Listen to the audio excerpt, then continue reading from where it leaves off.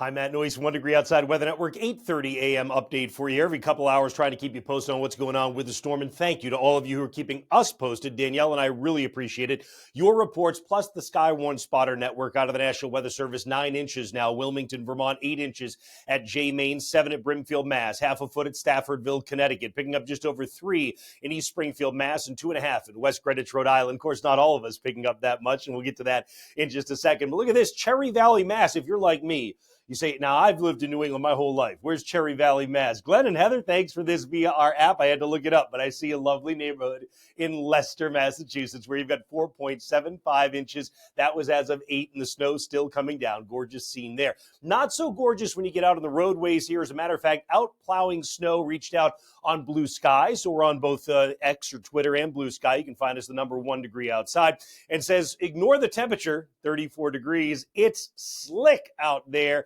And salting is underway in Malden, Massachusetts. So again, thanks everybody who reaches out one way or the other. We really appreciate the information. You can do that via our app, the Send to Us tab at the bottom. Just search Noyce's 1 degree outside weather on the App Store and Google Play.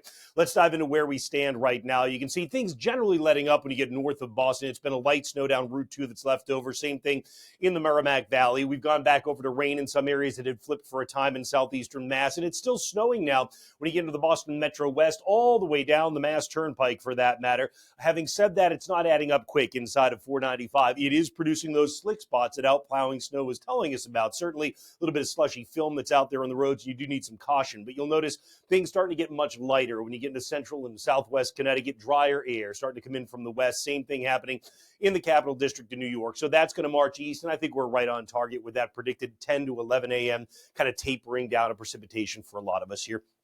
Already we've done that in a good portion of western Maine, central and northern New Hampshire. There's one band of snow, the one that produced that 8 inches at J. Main, continuing to ride off to the east. So overall, the areas in white have at least some amount of snow and or slush. In the case of eastern Mass, it's on the roadways, and then it's just wet roads when you get down to the Cape and the South Coast. The wind out of the southwest has been off the ocean for you, so obviously that's kept things a little bit on the milder side, right? Then as you look at the predicted radar, we go through the remainder of the day. Again, by 11, a lot of it tapers down, but it's not done by any stretch of the imagination. In fact, you can see that here by 2 p.m. And if you've been watching over the last couple of days, we're talking about a cold front that comes in later today.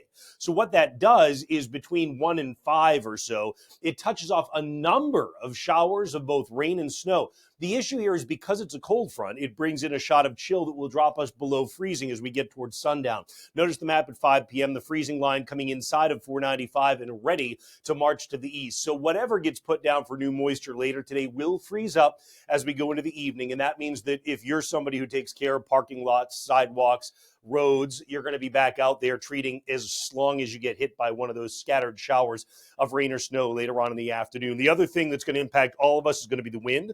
The wind is going to start getting gusty once that cold front comes through. Look at that, picking up in a hurry as we get to the late afternoon out of the Berkshires and western New England. Worcester to Boston, not yet at 445, but between 5 and 7.